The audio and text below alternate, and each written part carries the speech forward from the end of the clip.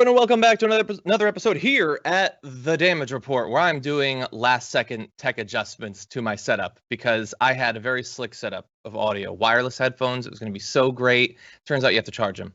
And so they started to die immediately beforehand. But you know what? We're going to push through. And you know why we're going to push through? Not only because we have an awesome day of news to go through, but we also have an awesome co-host who's going to be joining us for the run of the show. Joining us once again, the publisher and co-owner of the Rouge Collection and film producer, Gary Chambers. Welcome back to The Damage Report.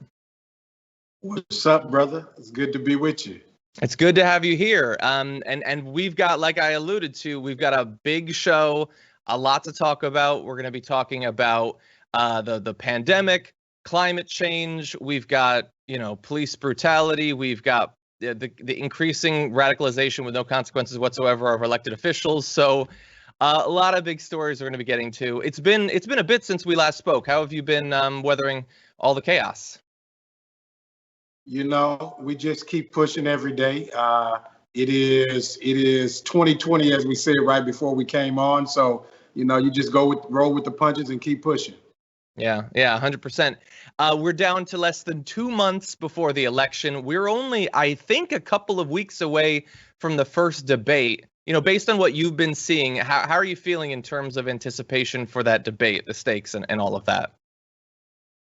I'm hopeful that Joe Biden at some point is going to, really come swinging because Trump has momentum on his side. And I think that something's got to stymie that. And hopefully when you put them in a debate with each other, that there's the ability to see the clear difference between the two candidates.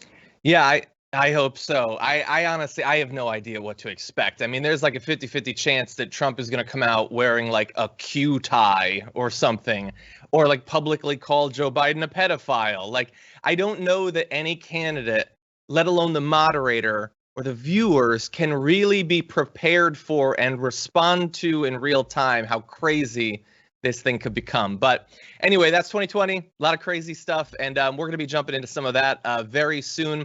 For everyone who is already here, whether you're watching on Twitch or YouTube or literally anywhere, there's probably something akin to a like button, maybe a heart, maybe a bell. Start ringing things, start pressing things, let people know that we're active, and they can come and join the conversation. And as you tweet to us and Twitch to us and send us comments and super chats, Gary and I are going to be responding to those as we go. But with that, Gary, why don't we jump into this first story? Lots to get to. Footage from a late August anti-mask, anti-lockdown protest has been going around in the last 24 hours, and we're going to take a look at it, and I think you're going to know pretty quickly why this has gone viral. Let's watch. Now, hundreds have gathered here in front of the Washington County Administration building, calling for the end of a mask mandate, saying they are tired of not living their normal lives. No more masks! No more masks! Not on the backs of my kids, or you're going to get more federal funds. That's how I feel about that.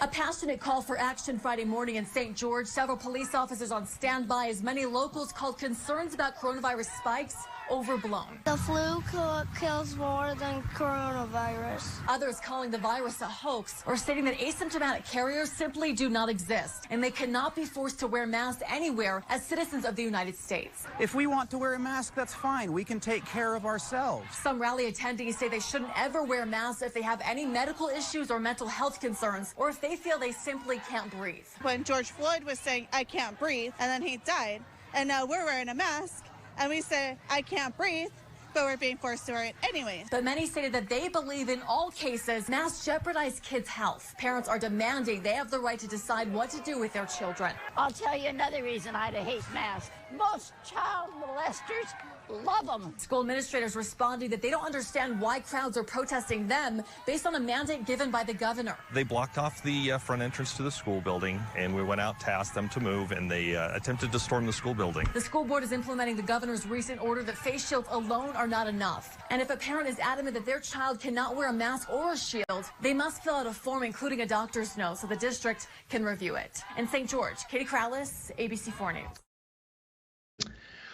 Whew. Okay, so that was a rally in St. George, Utah, back on August 21st.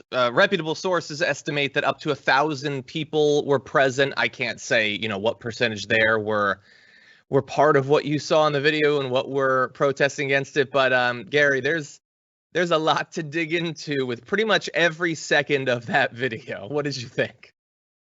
So I'm going to start with the fact of the little kid, right? Like that they are poisoning the children with this ignorance. That's first of all. And then the lady at the end with the child molester comment. I'm pretty sure that most child molesters aren't wearing masks. And that is problematic that this woman believes that people in creepy masks are the only people that can be pedophiles, right? And it speaks to the level of ignorance that exists within this country, the propaganda that is spewed out here, and the lady with the George Floyd comment, right?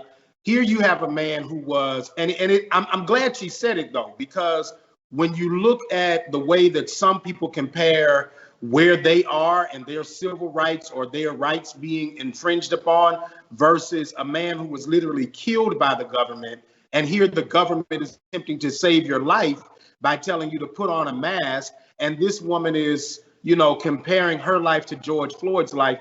Well, the reality is she would never have ended up like George Floyd, and we know it, and her liberties are not being trampled on because she's walking around with no mask on in front of a government building. Yeah, exactly. I mean, great points on all those individuals. It's difficult for me to say exactly which one bothered me the most. It's really like a fruit salad of awful. It's like, depending on what you last tasted, then the next thing's gonna hit you the hardest. What's that? It's all trash. I do think though that the George Floyd thing, that might be the worst, because she not only said that, she said that on TV, like to a camera. She thought, I've got this comparison. It's going to make me seem like this great, awesome, patriotic person. And she believed it. Yeah, no, you there wasn't a knee on your neck for 9 minutes and you didn't die. Okay. It's a little bit hot. I sweat a little bit, maybe. That's it. I've been wearing masks for literally months, and I haven't died once during that time. You can totally do it. And there's a lot that's been really frustrating me about America for a long time, but especially this year. But the elevation of, I don't have the proper word. My vocabulary isn't large enough, but insane weakness held up as the greatest possible virtue.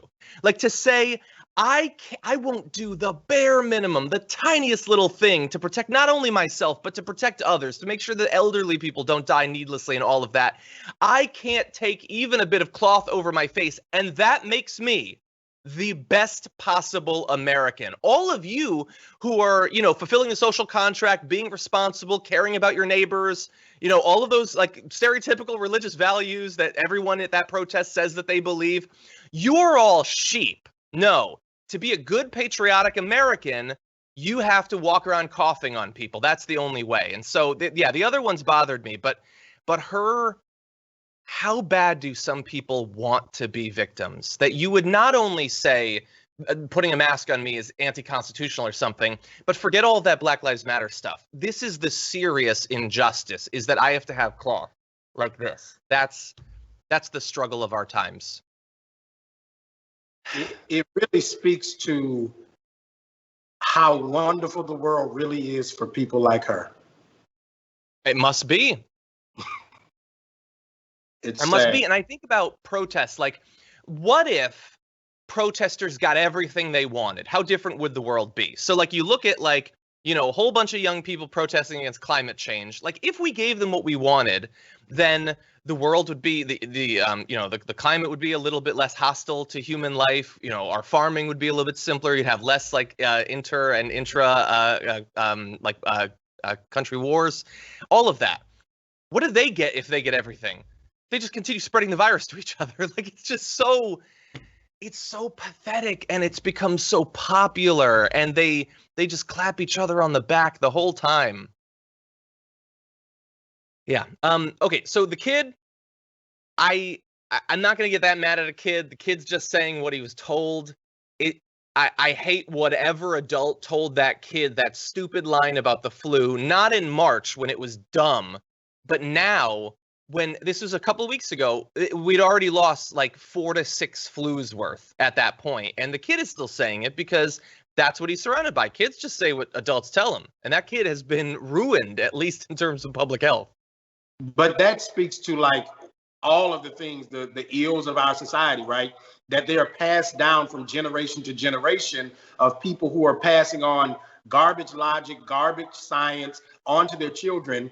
And then these children go to school and then they share that same information. And then we create a community of people who believe that foolishness, right? Yeah. And so if we wonder how we got here, you know, when people complain about the youth, I always say, well, who raised them, right?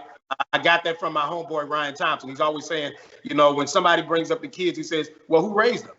Who raised that kid? Who's his mama? Who's his daddy? Because they're the one we need to deal with. Yeah. Yeah, you're 100% right. And, you know, okay, so we could extend that. Who raised those adults? Well, maybe that old woman that's talking about child molesters wearing masks. Like, Jeffrey Epstein didn't have to wear a mask. Like, and the final person, like, I'm trying not to, I've just been so beaten down by this year that when I see things like that, I try not to individually be enraged and target it at the individual, because it's really, they're emblematic. Every one of those things that you heard is not about that individual. The George Floyd woman, the flu kid, the pedophile older woman, every one of those, there's a million others like them. What I'm also frustrated about, though, is that, and I apologize, I couldn't find the full hour of that show that report was embedded in from ABC4, but at least in that block, they just presented all of that.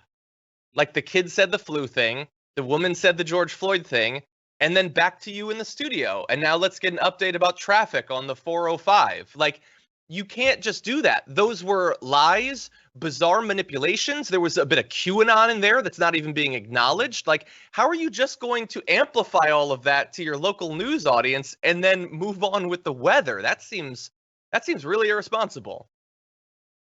I think that's where we are as a society, though, that we have come to a place where people don't care about facts. They don't care if they set the record straight. And there was a time journalism was about, hey, no, somebody misspoke here. We know what you heard there was said, but there's a counter argument, right? Where is the counter argument? And where's the science? Because it doesn't matter about our discomfort. It doesn't matter how annoyed we are about wearing masks. It's about, does this work? Canada had a day with no deaths yesterday, right? Yeah. And America had over 1,000 people die.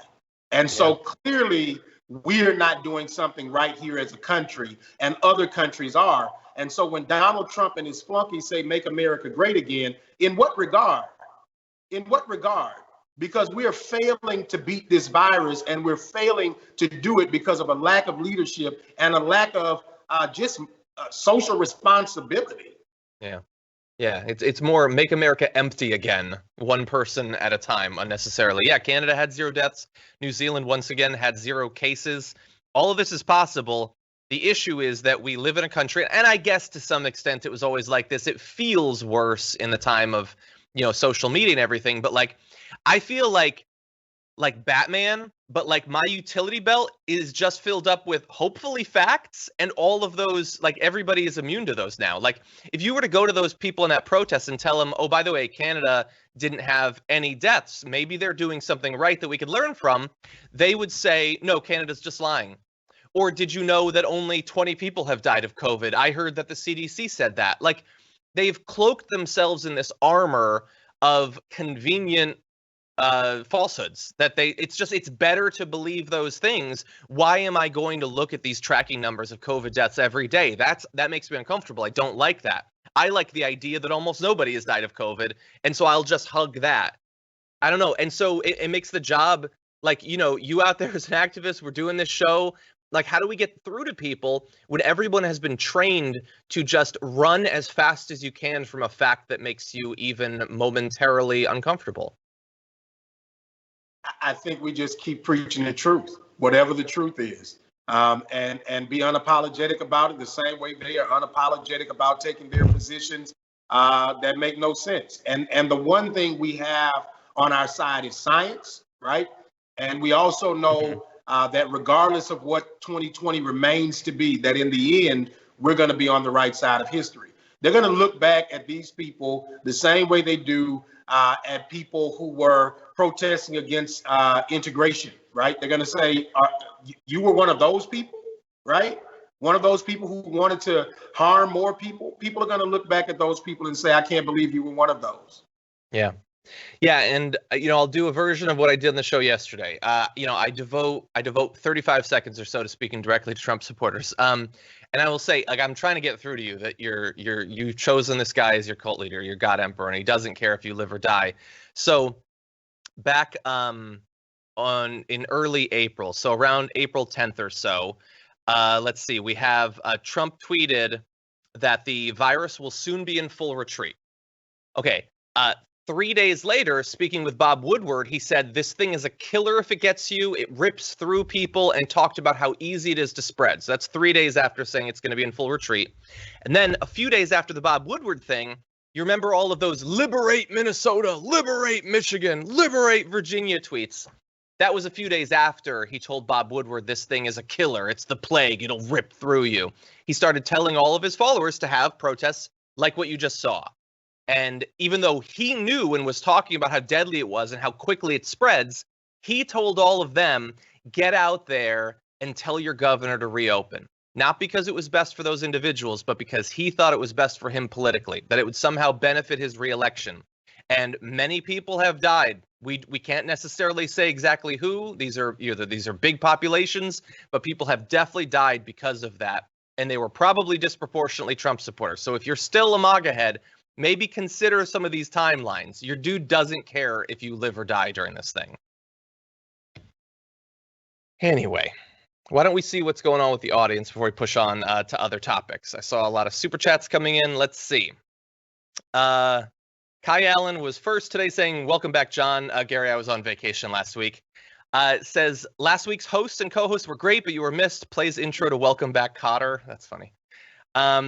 Rob Shifley says Johnny Potter and the Chamber of Gary. Okay, I guess I'll take it. Gemmo says, yay, Gary is back with a big heart. Nice. Let's see. Marty Hunt says, can a 61-year-old progressive get a shout out for my birthday? Marty, happy birthday. Happy birthday. Thank you for watching on your birthday. Let's see. Victor, thank you. Okay, Yarmul, thank you for you're amazing. I appreciate that. Let's take a look at Twitch, where Nordlicht is gifting some subs. Thank you very much for that. Obi-Mom Kenobi as well, up to 629 gift subs. That is just insane. Let's see. Over on Twitch, Crazy Hawaiian in PA says, and the worst part, they pass on their racism to their children. Yeah, 100%. I know that, like, a lot of people are like, just look at the new generation. They're going to be so much better. They're not going to have all of these problems, these prejudices and all of that. Yeah, maybe a little bit less, but I don't know. You go on social media. It's pretty bad. Let's see. Galfar says the worst is the kid. Yeah, Raging Mouse says, if there was a gas attack, would these people wear masks? Not if they care about the Constitution. Okay. Okay, Eclectic Miscellanea tweeted us saying, it's official, the Damage Report has become so popular that they've started advertising for the main show on the TDR podcast. Let's see, there was a clip of Anna plugging the main show at the end of the audio podcast for yesterday's show. Congrats to John on the success of the show. Thank you.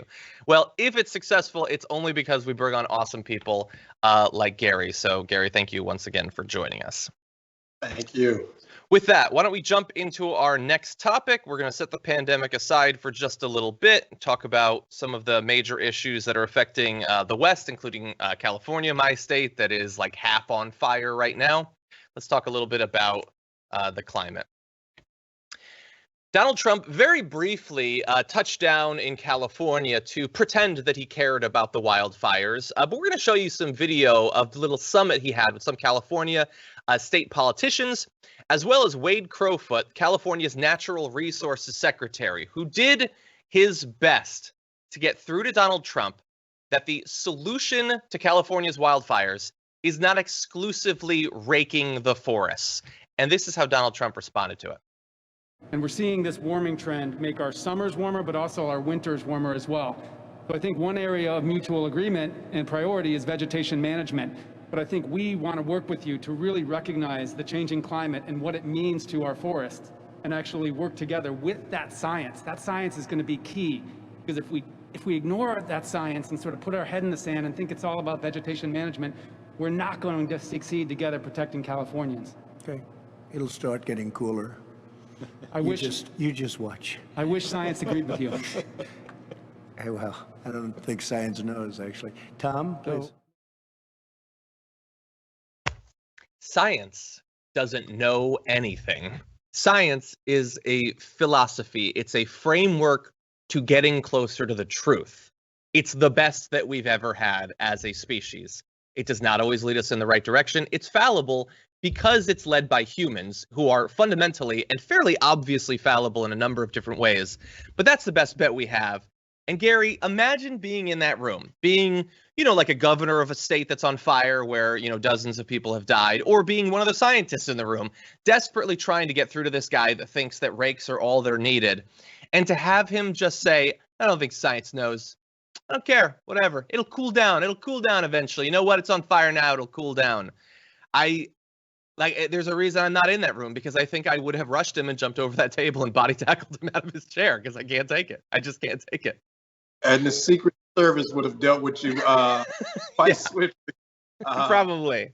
I'm sure most people would like, I'm not going to say most people, there are many people who would like to jump across the table on Trump. I think the real question to us in this moment is, how far are we going to let this go, right? Are we going to let this guy continue to just take us into the abyss, to this dark cloud that is his mind, rather than just say, you know what, sometimes, guy, you go too far, right? And the minute you begin to say, I don't think science knows. No, we know you don't know. Mm-hmm. We know you don't know, and we should not listen to you when it comes to talking about the climate or much of anything. If we're honest, the guy doesn't read the briefings that he gets. He spews out whatever he wants to say on a whole. This is the guy who said, well, maybe bleach, right? Yeah. That inject UV rays from the sun into our bloodstream or something. This is that guy, right? And to believe that there are still millions of Americans, right, who are saying, that's the guy I want to follow. Mm-hmm. I just don't understand it. Like, my mind cannot comprehend that level of stupidity, right? There's not a tax incentive in the world that's worth following a jackass. I don't know. Some of these people are really rich, and they seem to be doing pretty well. But yeah, he doesn't know.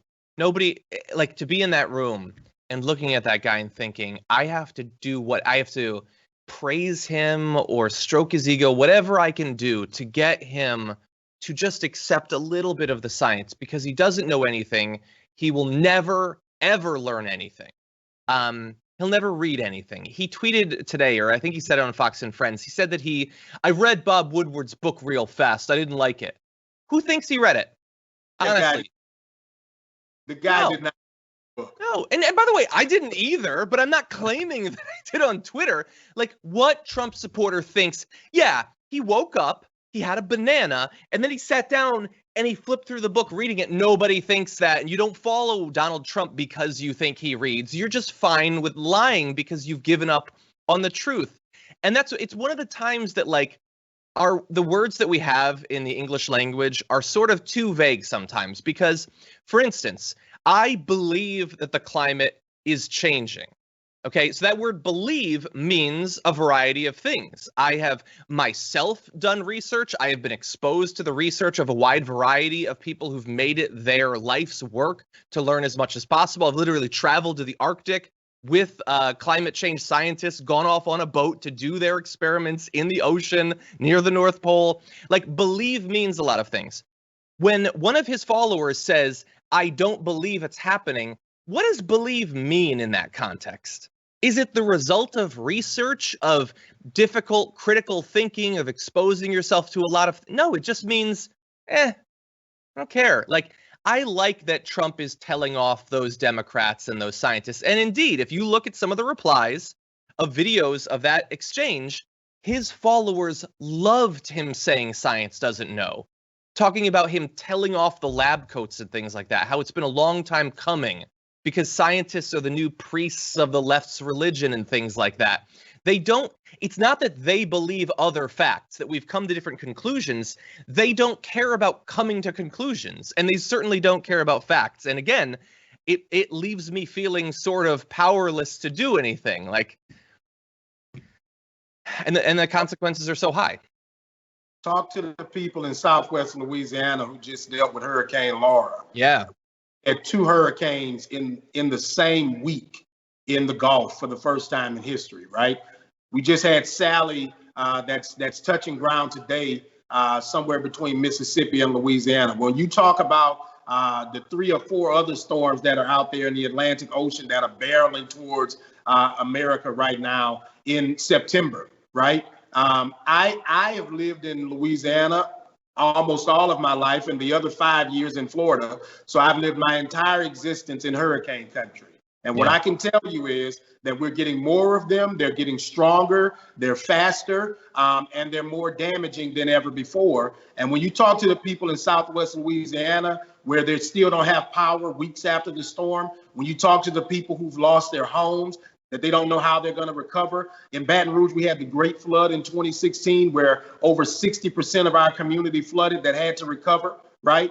Those are federal dollars that go to aid to help these families recover. But if we were smart and we took climate change serious, we would do the hard work of doing the work to reduce our climate so that we didn't have to rebuild homes and families all over this country because we have irresponsible leadership. And Donald Trump is just the tip of the iceberg because the Republican Party, Mitch McConnell and his cronies, right, are not pushing the science and saying, you know what, regardless of what this guy does, we're going to build policy that's smart for the American people. We're going to do the things that are in the best interest of our children and our grandchildren so that they have a planet to have to inherit it rather than one that's on fire or underwater.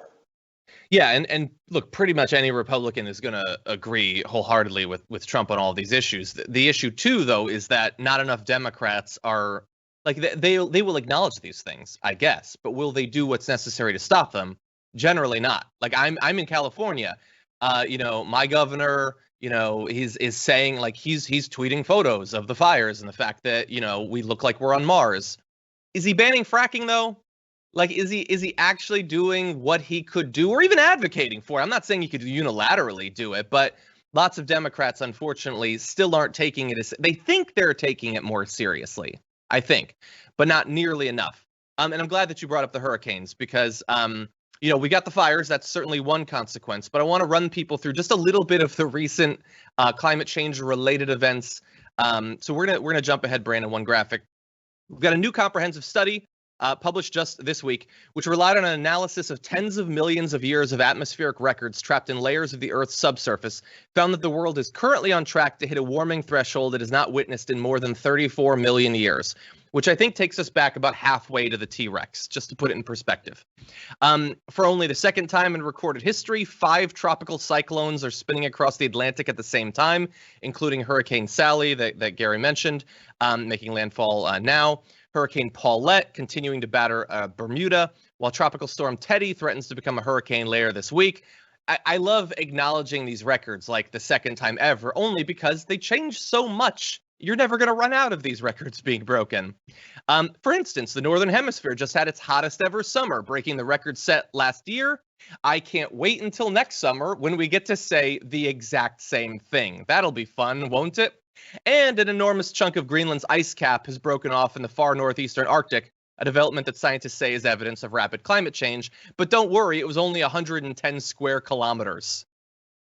And it would be obviously cheaper to take this seriously than to pay for all of the damage. How many times is Louisiana going to be battered by storms over the next 50 years? What is going to happen to Florida? Think of decades of fires in California. Think about the damage that'll be done to our ability to do farming as more and more of the interior of our country turns into a big pile of dust. it would be so much, not only more responsible, more moral, wiser, but economically a far better idea. And unfortunately, they seem to be making the calculation that, well, if Louisiana gets hit, we don't even really have to help them rebuild, Like Puerto Rico, where was the aid for that? It took a huge amount of public outcry for a minimal amount of aid to go to them. And so I guess they feel like they could save a lot of money because a lot of the people being hit by these sorts of things aren't necessarily people that they feel like they're going to get votes from anyway. Well, in Louisiana, Southwest Louisiana went for Trump. And so I think they should ask themselves the question, is the president, does he have your best interest at heart? And showing up and telling people that he'll sell you, that you can sell his signature, isn't having your best interest at heart, because that's not going to fix your house. $10,000, even if a Trump signature was worth $10,000, it's not enough to do the repairs on a house that's damaged by a hurricane to the sum of $70,000, $80,000, and not to mention people who've lost almost everything in their homes a lot of times. So have you talked to any of these people? Like, as it's getting worse year by year, the storms keep coming. Do they accept that something is happening, or do they just think that there's always been hurricanes? I think that is the logic. We've had storms before. It's not that big a deal. That's the cost of living in Louisiana. The storms are worse. They've gotten progressively worse over the years. And when you look at, two in the Gulf at the same time, when you're preparing on both sides of the state, normally when a hurricane is coming, there's a portion of the state that gets to go to another area of the state or to another state around. But when you've got storms coming in both directions, that the entire state, Louisiana is not a massive state, okay? Two storms probably potentially covered the entire state. And when you talk about the potential of that type of damage to a state that's number 50 in the nation, right? Recovery doesn't happen easy here. And we discovered that from Katrina and Rita, right? Which hit West Louisiana around the same time. We have to learn these lessons, but more importantly, we've got to look at the data. In God we trust, everybody else bring data. Republicans love to say that they're Bible thumpers. Well, trust God, but everybody else bring the data, right? And the data says that this is a problem. Yeah. It's going to be an exciting next 50 years or so, assuming we make it.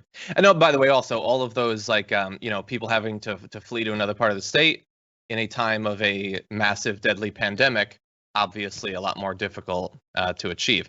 Like, imagine if you had to have, interstate, like people fleeing to Texas or something like that. Like, I hope that other states allow, people to flood in from other cities. Will they? Who knows? Right. Lafayette, Louisiana, which is, an hour away from Lake Charles, did not let people open a shelter in Lafayette. You don't even have to go to Texas. You can go to other cities in the state where the mayor would say no, right? Republican Josh Guillory would not let the residents of Lafayette, of Lake Charles, open a shelter there in his city. God. He's a Trump supporter, by the way. Oh, yeah? Yeah. Shock. Wouldn't take care of his neighbor. Yeah. If only there was a book that laid out all of these moral truths that we should base our life around. It's convenient to read part of it, not the rest. Yeah, exactly. Oh God. I take any other book. Base your life off of 50 Shades of Grey before Facebook. Okay, before we jump into other stories, by the way, I read it. Overrated. Anyway, okay, before we jump into other stories, let's see what's been going on the super chat with British 32 saying custom masks available in Dubai made from 24 karat gold for the rich. Wow. Thank you, TDR and TYT. Yeah, I'm gonna have to get one of those now. Lisa Burdick says, on the anniversary of my mom's death, that's sad. I lost my job because I refused to review a QAnon book. Oh my God. Well, I mean, that's terrible, but I understand the standing on principle there. Wow. Franklin Sharpslicer, with another one of his poems, says, an N95 mask is tested for a certain task. In case you care, they're required to get air. Wear one, 'tis all we ask. It will not fester. A Chilmerlester? Maybe, oh my God, maybe we can use an IQ tester. Do well. Thank you. That's good. Let's see. Over on Twitch, let's see. We've got Snesley Wipe says, hey, it's Gary. And Tree Mubatiki says, go, Gary, go. Nice. Okay. We got a tweet from Maytel who says, make America empty-headed again. We kind of always were. Okay, Roderick Williams sent us a super chat saying, belief, subjective mental acceptance, according to Philosophy 101, willed ignorance, holding on to a belief in the face of overwhelming evidence to the contrary. Knowledge to a fool is like music to a mule. It doesn't mean jack. Yeah. Yeah. I'm still in the end of that, so they know. I like it. Yeah, I'm going to use that on a lot now. And Carson Rodkey says, John, you don't believe in climate change. You acknowledge it because it's a fact. Belief is for things you can't prove. Yeah, I would say I generally think of faith as being, belief in things that you can't prove. Anyway, I just want people to agree that ideally we believe things based on evidence. That doesn't seem like a lot to ask. It really doesn't. Okay, with that, why don't we jump into our next story in just 1 second. Okay. This is really something. GOP politician Clay Higgins had a couple of posts on Facebook not long ago that made clear what he thought about protests going on around the country and what he thought should happen to those protesters. Take a look at part of this. It was eventually taken down, and I'm not going to read the entire thing because it's a lot, but he says, let's see, an armed presence is a real threat. One-way ticket, fellas. Have your affairs in order. All of these just being threats to the protesters there, saying he wouldn't even spill his beer as he drops any 10 of them. So for some reason, he is drinking as he's gunning down protesters. This is really a fantasy that he is crafting for us here. He says, we don't care if you're left or right. I sort of dispute whether he doesn't care about that. But he says, if you show up like this, and he posted some pictures of people with guns saying, we recognize a threat, you won't walk away. He says, let's see, this is where your journey will end. Fast, how fast? 1450 FPS fast. And so, look, he obviously has a problem with the protests, and he is now repeatedly saying, and again, this is an elected Republican representative, saying multiple times that if protesters even have guns, he believes he's justified in gunning them down. Gary, what do you think about this? So I'm going to give you full context to Clay Higgins and his foolishness, right? So Trayford Pellerin, a 31-year-old black man, was killed by the police in Lafayette, Louisiana on August 21st. And as a result, there have been protests in the Acadiana area of Louisiana, which Clay Higgins represents. Yeah. Clay is a former sheriff's deputy in St. Landry Parish. People don't talk about the fact that Clay was actually removed from the sheriff's department and lost his commission and was given a commission by the Attorney General of the Louisiana, Jeff Landry, so that he could be a commissioned officer still, right? But Higgins is upset because black people in an area of Louisiana are rising up that don't typically rise up. And so he didn't just post a picture of people with guns, he posted a picture of black people with guns. Yes. Because Clay Higgins has no issue with the Second Amendment. As a matter of fact, if we started to have a conversation about the Second Amendment and restricting certain magazines, I'm sure Clay Higgins would say we were infringing upon his rights. But black people with guns walking through an open carry state is a problem for Clay. And it's only a problem because they're black and because they're demanding equal treatment under the law, which Clay probably did not give people while he was a sheriff's deputy. The bigger question I have is, what is Nancy Pelosi going to do? You are the Speaker of the House, and you have a sitting member of Congress who has threatened to kill United States citizens. He should be censured. Yep. Period.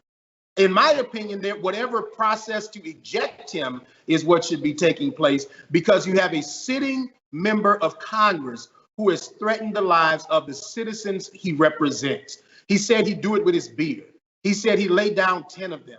As if, and mind you, on the same day, there were Trump wearing Trump supporters, people in Trump gear with guns that showed up to the protests in Lafayette, where black people showed up with signs, right? Signs. And when there was a fire in Lafayette, Louisiana, it was set by white people, right? Like they were caught on video doing it. And so for Higgins to post a picture of black people with guns as if we don't have these constitutional rights, or if we're criminalized because we have a weapon, in this America, black people better have weapons in order to make sure that they can defend themselves against people like Clay Higgins, right? Yeah. Because this man is plotting.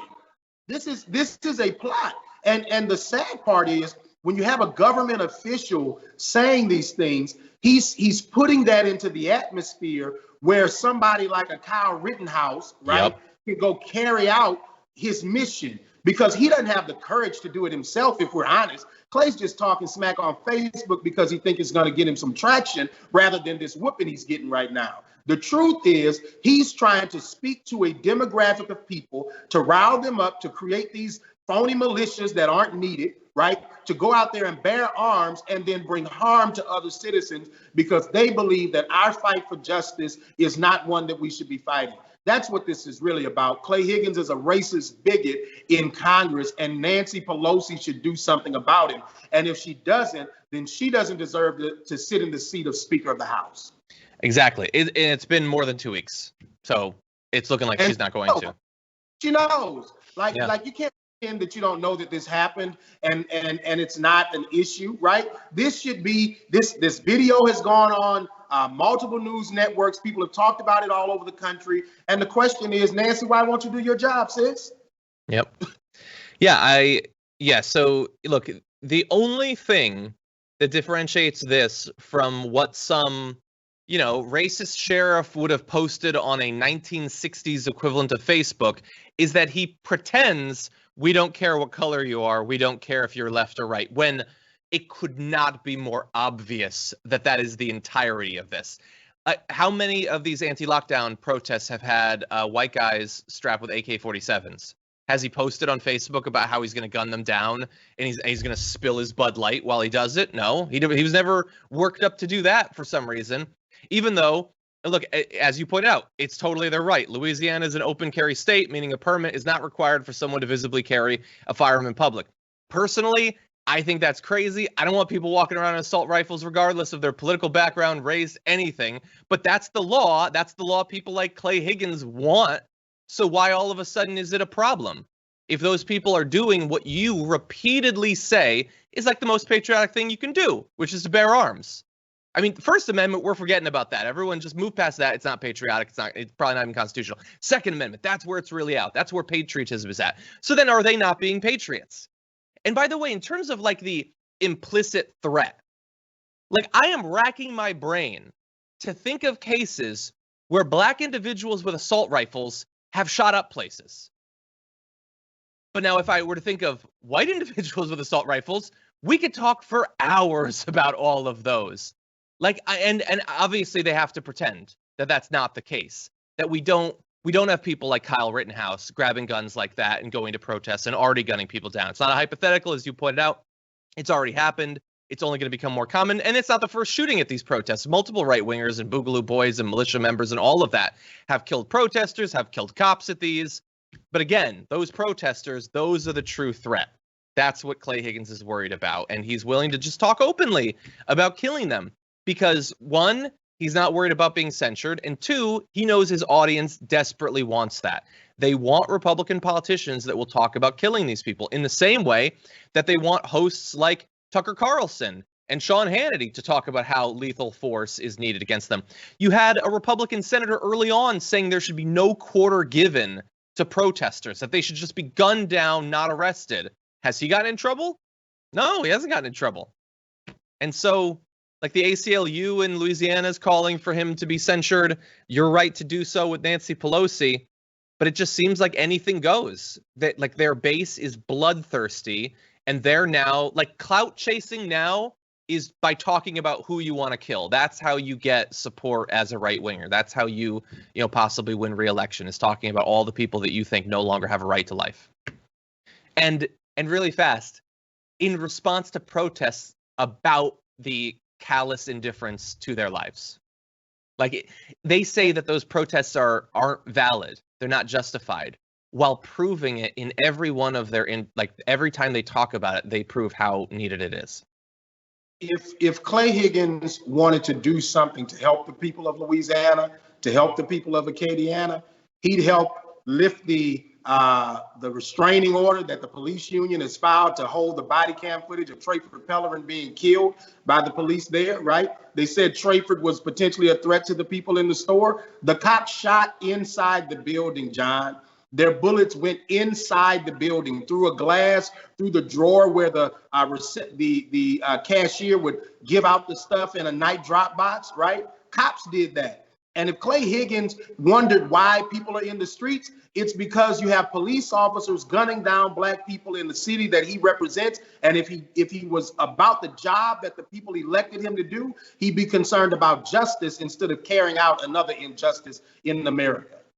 Exactly. And by the way, as I alluded to earlier, that initial post was taken down for, involving violent threats and things like that. Facebook is pretty hesitant to do that, but they did it. So he put up another post reassuring his followers that he hadn't taken it down, that the platform had, because the cool thing about being a right winger is you can talk about how we need to murder people in the streets. And then if the platform does its job and takes that down, then you get to say, look at me, I'm being censored. Aren't I the victim here? And the right wing loves that. They love vigilante justice and they love being a victim. And he put up another post, this time with a bald eagle, and tells people, I'll advise when it's time to gear up, mount up, and roll out, which seems like the only way you can take that is I'll tell people when they need to grab their guns and start shooting people. That was also taken down. Again, probably proving in the minds of his followers how censored he is and how much of a victim he is and how liberal left-wing social media networks are trying to suppress free speech while he's talking about killing protesters. Free speech doesn't mean anything anymore except what the right wing wants it to. He sounds like a domestic terrorist to me. Yeah. And at the very least, definitely trying to inspire them. One Kyle Rittenhouse isn't enough for some people. Indeed. Okay, let's jump immediately into our next story. The news, a bit dark these days, a little bit, but we're gonna proceed.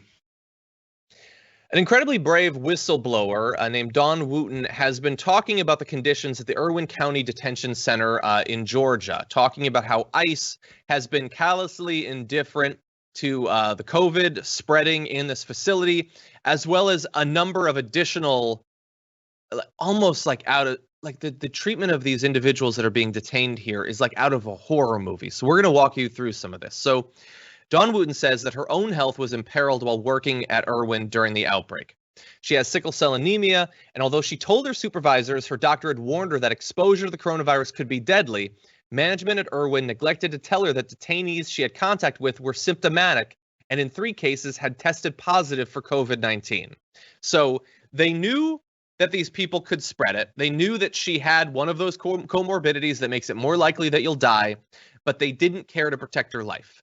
Now, I can't say that for sure this is because this is a private detention center run by LaSalle Corrections, but they do have a record of caring far less about human life than others. Now, how widespread is the pandemic there? According to ICE, 31 people detained at Irwin have tested positive for COVID-19 since the pandemic began, but the whistleblower suspects that there were most likely at least 50 by early July when she was demoted based on the number of detainees she personally knew who had tested positive and what she'd heard from colleagues. And by the way, that virus also spread among staff. According to Wooten, more than 15 LaSalle employees she knows personally have been infected with COVID-19. She provided the names of at least a dozen staff members, including both correctional staff and healthcare workers who tested positive. And the situation was so dire that detainees had to begin to make their own masks out of whatever material they could actually track down. LaSalle offered the masks by late April, so, after 6 or 7 weeks of the nationwide lockdown, provided not by the company, but donated by a local church group.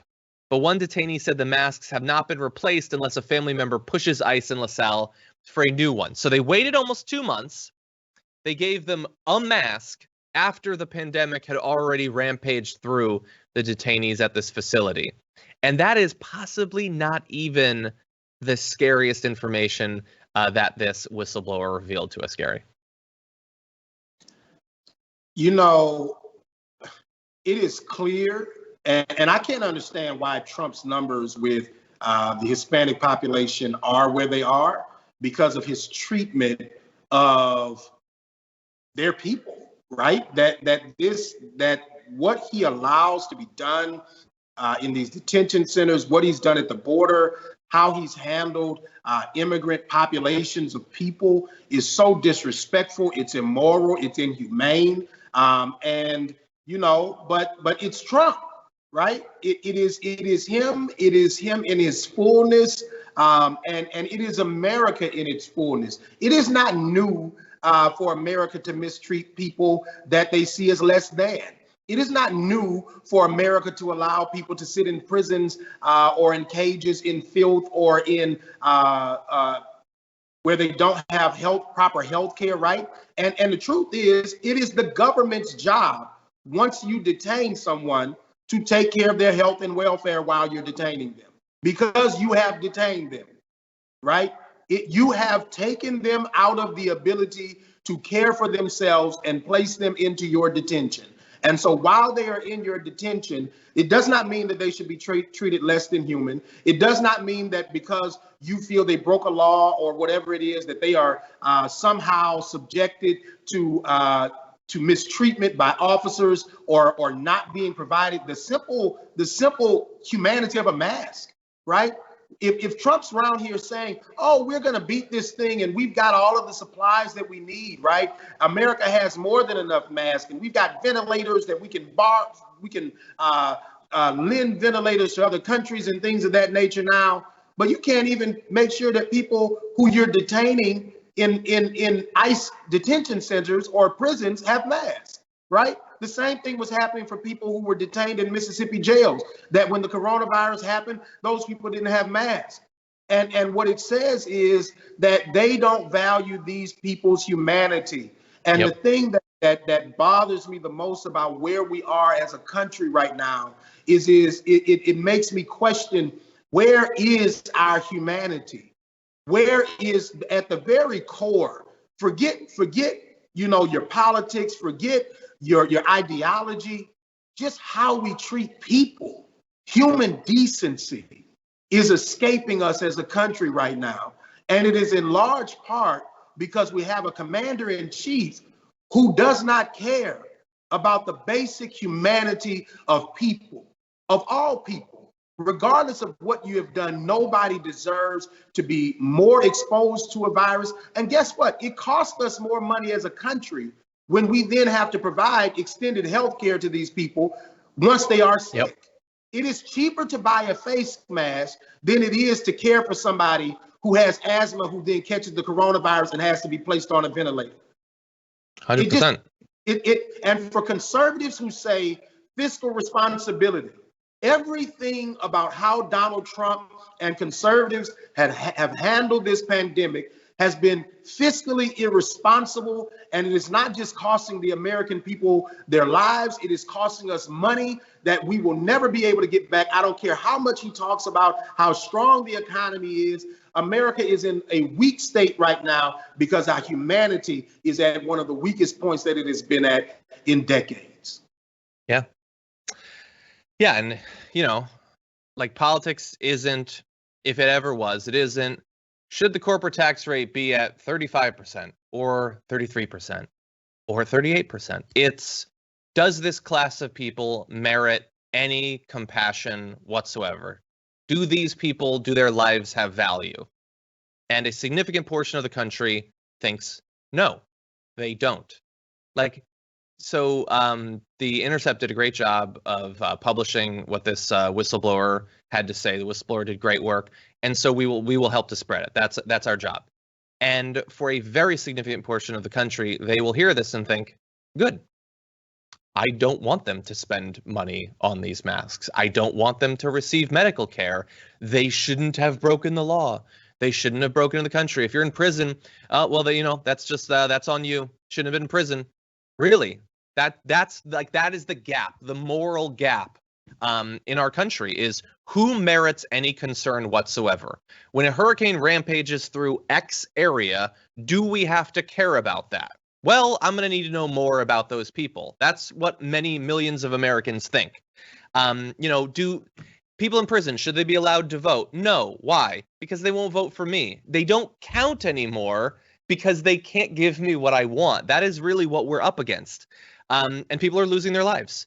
And not just the detainees. That's what's so stupid and self-defeating about this. Those conservatives would probably say, well, the guards at one of these facilities, those are good people. I mean, they're law enforcement, right? Yeah, they're getting sick.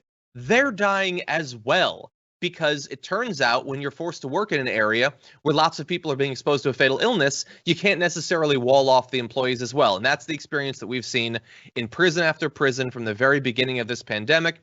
People did a great job of warning in the early days of this pandemic. Like, for instance, in Rikers, that was one of the worst outbreaks. This is going to be a disaster, not hindsight, not looking back and saying this went poorly. They warned about it. And people didn't care to do anything. The people with the power to protect all these lives chose not to. And that is why there have been so many cases, so many deaths, people maimed, and all of that. But as I alluded to, the COVID might not be the most horrific part of this story. So let's proceed to the next section. One of the things revealed by whistleblower Dawn Wooten about what was going on at Irwin County Detention Center was the apparently just outbreak of, by choice, choosing to perform hysterectomies on female detainees. So this is the partial or complete removal of the uterus. The whistleblower said that an off-site doctor supposedly performed the surgeries on women who complained of heavy menstrual cycles, but that many women seemed to not understand what had happened. In many cases, nurses obtained consent from patients by simply Googling Spanish. And again, how little do you have to care about the well-being of an individual to not even bring in a translator to talk to them about the long-term effects of having the surgery? The fact that potentially you will not be able to have children. And indeed, that happened to individuals. And this happened to a number of individuals who didn't ask for it, didn't know what was going to happen, but they were at the mercy of these facilities. And these facilities apparently thought, it'll shut them up. And what do you know? Maybe we stop some of these people from reproducing in the future. That is a story that we have seen played out in America many, many times over its history, the sort of callous disregard for reproductive health and freedom. And we're seeing it not 100 years ago, 50 years ago, but playing out every day at these facilities. It's terrible. I know. It's we don't just have to stop DACA, right?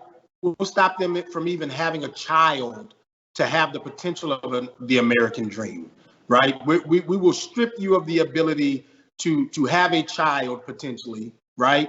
So that we don't have to deal with dreamers who are born in America and now we've got to take care of them. So no, we don't want you by chance end up in America to have a baby and we have to make them a citizen of this country. No, we don't want that. And so we'll do whatever we can to you while you're in our care. And that is, people have compared Trump to Hitler. And when you think about the things that he does, right, and you compare what happened in that period of our history, there are so many similarities that it is scary. And I can imagine that there were people who were sympathizers with Nazi Germany who were saying, but the same way that people are saying, but no, they shouldn't be here. And but no, these are human beings who do not deserve to be treated this way. And if you believe that the government should have the right to lay somebody on a table and without their full understanding of what's taking place, commence to have surgery, right, on these women and alter their bodies, and that is acceptable in this century, in this time in America, then you are no different than the people in Nazi Germany. That is my question. You are no different than them, because there are too many similarities between what Donald Trump and his administration has allowed to take place in this era of our history and what took place in that era of our history. And if we ignore it, shame on us. Exactly. Yeah, and so we'll do our job of talking about it. But again, it's like it's difficult to shame a person about the thing that caused them to be popular in the first place. Like, I'll ask the audience right now, if Trump came out and gave a speech and said, you know what I've got for you in my second term? Every single immigrant that we detain, we're going to sterilize. What percentage of his support do you think he would lose? None. Would he lose 1%? I don't think he'd lose any. I don't know. I live in South Louisiana, brother, and I talk to these people. All right. And there is a belief among some of them. They may not say these things in public because they fear that they lose their jobs or their connectivity. Right. And there's some social cost if you say the wrong things at these points, that people will cancel you. And there is a benefit to the cancel culture in that regard. Right. But they think it. And the reason that Trump is in power is because there are millions of people who agree with his flawed racist logic. And I do not believe that he would lose support. He has done so much and not lost support. This man said that he could go in Times Square and shoot somebody and his supporters would love him. And he has done so many horrible things as president of the United States, and they love him. 50% white Americans are still voting for Trump. Yeah. Yeah. 190,000 people. Sorry, I apologize for cutting you off there. 190,000 people have died in the pandemic. A lot of them Trump supporters, and that didn't cause. What has he lost all year? Economic collapse, worst year in American history, possibly. What has he lost? Like a point or two, maybe, and he seems to be getting it back. So no, if he announced forced sterilizations for all immigrants, I don't see how he'd lose any support. Like, I know there's still some people in terms of like the race thing. It's what if we find that tape from The Apprentice with him using the N-word? And I think, what do you think? What, his followers are going to leave him when he says that? Like, do you think that they're not using it too? Yeah. like if Tucker Carlson started dropping that on his show, his ratings would go up. Like, I honestly don't know what country some people think that we live in. Fox News spent all year, all pandemic, telling their audience everything they could, every irresponsible thing to maximize the chance they die from this virus. They've been wrong since day one. They're more popular than they were at the beginning of the pandemic. Like, we are surrounded by people, millions of people that are immune from having their opinions changed, even when their lives are at risk. It's not enough. We're surrounded, in a very real sense, by people who have been trained to be monsters. Some of them might be able to be brought back into the light, but it is a very difficult thing to do.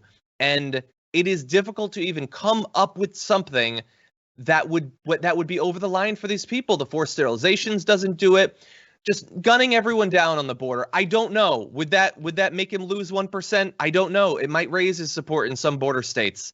We're in very dark times. Really fast on the hysterectomies. There was one woman who said that her anesthesia wasn't dialed in enough, so she was still somewhat conscious while the operation was going on. The guy was, I think this was one where he was actually supposed to remove one of her ovaries. That was the actual intent. He removed the wrong one and said during it, I got the wrong one. So he just removed the other one. And she was left without the ability to bear children, which she had not consented to in any way. The whistleblower described the doctor that they bring in this way, saying everybody he sees has a hysterectomy. Just about everybody. That's his specialty. He's the uterus collector. Everybody's uterus cannot be that bad. But that's what they're doing. And who's going to protect these individuals? So for all the pro-lifers, right? What's the difference in this guy and the people that you hate at the abortion clinic? What's the difference? He's stopping people from having babies. And in this situation, he's doing it without their consent. Yeah. Pro-life. The Republican Party's pro-life. Pro-life. You set up these tests that should be, well, like, come on, you gotta have some shame. Like, if you say that you care about the ability to bear children, then you have to care about this, right? No. You believe that carrying a gun in public is the best thing a person could possibly do. Oh my God, that guy's black. Get his gun. Like, these tests are so easy to pass, but they don't care. You can't shame them. No, like, pointing out hypocrisy, I still do it as like, it's like a vestigial organ I have that I feel like I have to do it, but they don't care. It doesn't seem to bother these people.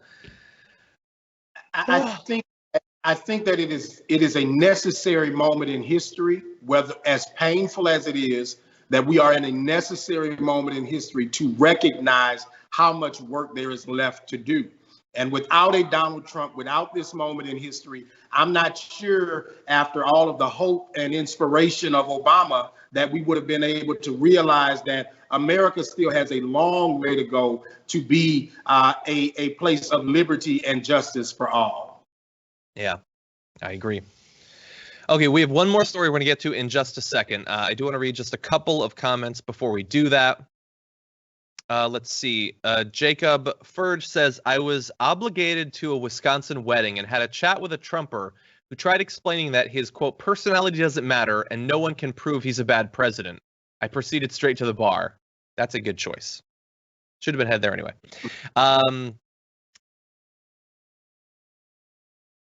Okay, hold on. Rachel Rhodes says, I was a little late today, but when I turned on the TV and saw you had, and this has stars around it, Gary Chambers co-hosting, I about lost my damn mind. Full disclosure, I squealed. Apparently, I scared my boyfriend out of the shower, so thanks for that, too. Thank you, Rachel. That's awesome. You.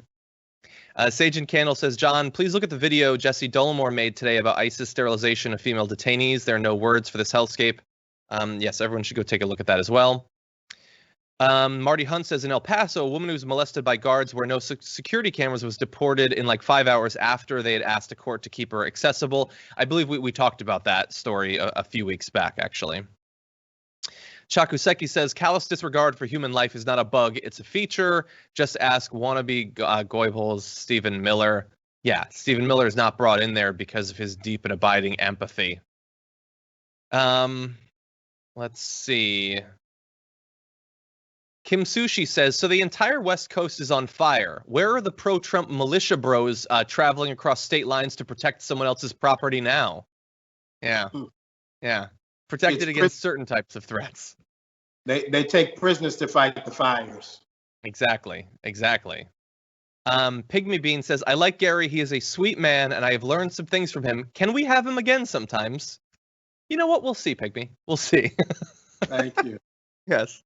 Okay, so that was a fun little interlude. Unfortunately, we proceed back to our final story, which is pretty consistent with the rundown so far.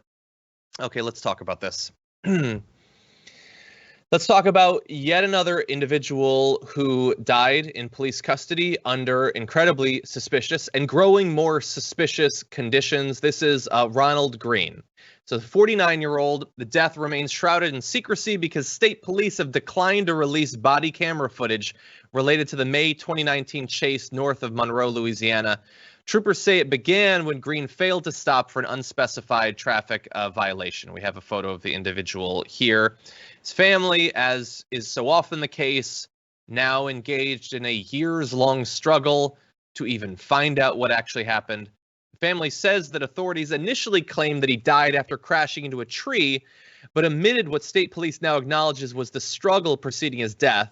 The lawsuit, drawing on witness accounts, alleges officers pinned him to the ground and used a stun gun on him, even after he apologized for leading them on a chase. Now, Gary, I know that this is a case that you've been talking quite a bit about.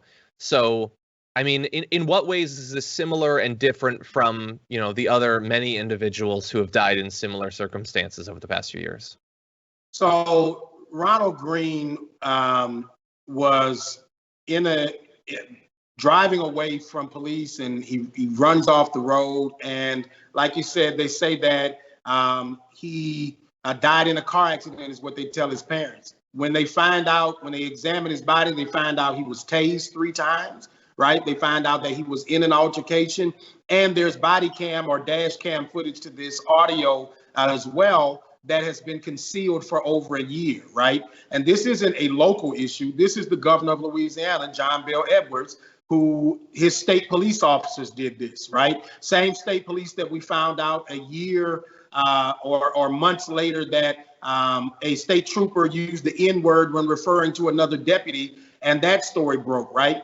So there's a culture in policing, not just at the local level with city police and sheriff's deputies, but even state troopers here. And what needs to happen is Governor Edwards said it to the AP News yesterday that he had not yet seen the video. Number one, the governor needs to watch the video. Number two, the governor needs to fire the officers who lied in police reports and said something that took place things that took place that did not take place, because the medical report just shows that. And there needs to be a full look at where state police is. This footage should be seen by everyone in this state, because it is a problem that we as taxpayers fund these cameras to be on these cars and on these officers so that we can see what happens in critical incidents. And then when these incidents happen, the government holds the tape for a year.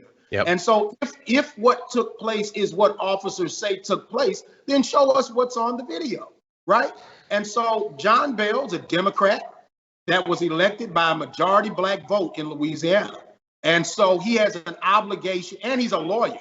He has an obligation to the law and to the people who put him in office to bring us transparency and justice if these officers indeed murdered Ronald Green, which is what all of these reports show. And so after talking to the attorneys and finding out more about this situation, I'm deeply concerned. And I hope that the governor is, with all speed and diligence, going to give some transparency to the people of Louisiana, because if we can't trust what's supposed to be the highest policing agency in our state, then we can't trust any of it. Yeah. I mean, even if it was resolved tomorrow, it's been a year and a half. Like, I can't imagine what that must have been like for the family. I had a woman on the show a couple of weeks ago who it's been about a year and a half, I think. Her brother was killed by police in Austin. It had been taped by like a reality show that was following the cops around. They only found about that tape like a year later, and the tape had already been destroyed. Of course, as is so often the case. I mean, there's things that happen. Like we throw around the term common sense. If they have footage of it and they say, no, we didn't do anything wrong, and you say, well, I want to see the footage, and they say no, what reasonable person doesn't think, oh, no, there's gotta be something on that video? I mean, or when they turn off the camera, like, a reasonable person has only one reaction to that. That's unacceptable. No, if you're not, okay, you don't have to show us the tape. Okay, you're all fired. You're all under arrest. Like, clearly you've done something that you think we could not see and not have a negative reaction to you. And yet it just goes on. Rahm Emanuel in that tape, was it a year and a half for that tape as well? Like, you don't get to conceal the tapes. You just don't. They're not yours. We pay for that budget. It's not like you guys raised that money. We bought you all that stuff. Those body cameras are on you. We bought them. It's our footage. We get to see what it is.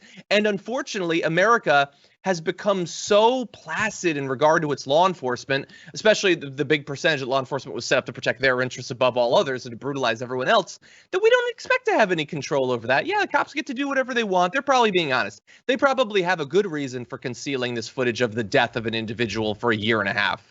It's insanity. It's just insanity. There is no good reason to conceal what takes place on body cam footage. This is a public records issue. We have a right to see what took place. And like you said, we fund these body cameras. And for John Bell, as a Democrat governor, right? Here's the test, brother. You can tell us about Alton Sterling in 2016 and your sympathy when it happened and it was the Baton Rouge police officers. You can give sympathy to the family of Trayford Pellerin in Lafayette when it's the Lafayette Police Department. But these are state troopers under his care. And put into consideration also that John Bel Edwards' father, grandfather, and his brother were sheriffs of Tangipahoa Parish. Wow. So this is who understands policing. He comes from a policing family, and we need a governor who is going to defend all of the people, not just the people with badges on. Yeah. Yeah. It could not be farther from not too much to ask. Like, it's nothing. It should be the bare minimum. The footage should be immediately made available. Immediately.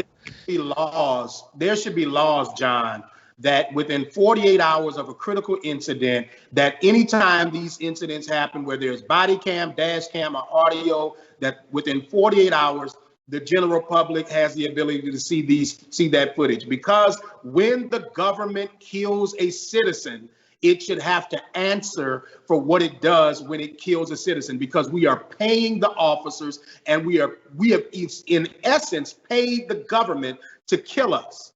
And that is a problem. Yeah. Yeah. And if it's inconvenient, if you're a police department and you worry that there's going to be big protests after the tape comes out, stop killing people. Super simple solution. It ain't hard. And you have to ask yourself the question, why do we not find so many videos of how they handle white people the same way? Why are we not finding 12-year-old white kids with toy guns like Tamir Rice? Why are we not finding stories where white men are running away and shot in the back? Why are we not finding videos of white men or white women with knees on their necks for 9 or 10 minutes? You know why? They know they can't get away with killing white people like that. Yeah. They know that if they kill a white citizen, he or she better had had a weapon and better had been a threat to the officers' lives. And when there is a clear example of someone being a threat to officers' lives, there is not protest. There is no outcry, because this is not an attempt to say we want officers harmed. What we're saying is, after police interactions, we want the officer to go home and we want the citizen to go home. And if the citizen broke a law, we want them to go to jail and allow the court system to deal with them the same way you allow the courts to deal with Darlin Roof after he killed 9 black people in Greater Emmanuel Church in Carolina. That's what we want to see happen. We want equal treatment under the law instead of being treated like second-class citizens. And when we've got Democrat governors, and he appointed this head of state police now, John. So this is all on John Bel Edwards. And he has to answer to the people of Louisiana for what's taking place with state police here. 100%. Couldn't agree more. Thank you so much, Gary. It's been great to have you on and join us on the show. Where can people follow your work? At Gary Chambers Jr. I'm on Twitter, Instagram, and Facebook. And I'm always doing good and seeking justice, brother. So thank you for having me again. I enjoy these conversations and the time to share the truth about what's happening with our folks down here. Thank you. Enjoyed it as well. Hopefully we'll talk again soon. Have a good one. Be well. And for everyone at home, let me read just a few more of your comments before we close out the show. Let's see. Okay, jumping up to the super chats. Raleigh Jones says, "Thank God you're back. You're the best, but it was fun watching your stand-ins. Fran and Anna talking about their hair while being least likely to talk about their hair was hilarious." That was funny. I was watching part of that show and I did catch them talking about those hair products. And by the way, I was listening on Friday. That hot mic with Brett and Ben Dixon. I heard what they said about me. Okay, I hope they're listening now. Okay, I was listening. I was on vacation, but I was listening. Okay. Let's see. Sue M says, hysterectomy means you don't have to provide sanitary products. Joe Walter says, this ICE facility is performing a huge number of hysterectomies on women. This is genocide. Yeah, it's apparently socially acceptable eugenics that they're playing out on the immigrant population. Damian McDermott says, Trump referring to climate change. It will get cooler. COVID will go away in the summer. Sound familiar? Yeah, Trump just thinks you just need a new season. Whatever your problem is, just a new season. That'll do it. John T says, science is a vegetable on the palate of Trump's mind. That's good. Let's see. This episode shows why the show is called The Damage Report. Yeah, it's rare that we have this much damage all crammed into one episode. Let me take a wander down to hashtag TDR Live on Twitter. Hello from my shower. I woke up late. Everybody, don't bring your phone into the shower. It's possibly a shock risk, okay? You can yell at your boyfriend who's in the shower and scare him when you see that Gary's on the show. That's the only interaction with your shower that you should have on the damage report. Let's see. Caitlin tweeted us saying, everyone in Utah knows that those who live in southern Utah are insane. Our cases have skyrocketed again because of them. It wouldn't suck so much if they were only killing themselves, but they are hurting everyone else around them too. Yeah, look, it still just sucks if they're killing themselves. I don't want anyone to die of this. And to see people have their entire political identity being based around not caring about a domestic crisis is just a really weird time. Okay, super chat from Global Warm Hugs, who says, we do have our share of right-wing anti-mask lunatics here in Canada, make no mistake. Best wishes to John and Gary. Keep up the great work. Let's get the orange you tanned out of office. Thank you. Okay, everyone, thank you so much for watching. It's great to be back and to be doing this, especially with awesome co-hosts. Tomorrow, Jared Jackson's going to be joining me on the show. We've got Nando, who's going to be joining me on Thursday. And, of course, Brett will be back on Friday for us to close out the week with our garbage people of the week. Hope that you enjoyed the show. Stay safe out there. Stay sane out there. And I'll see you soon.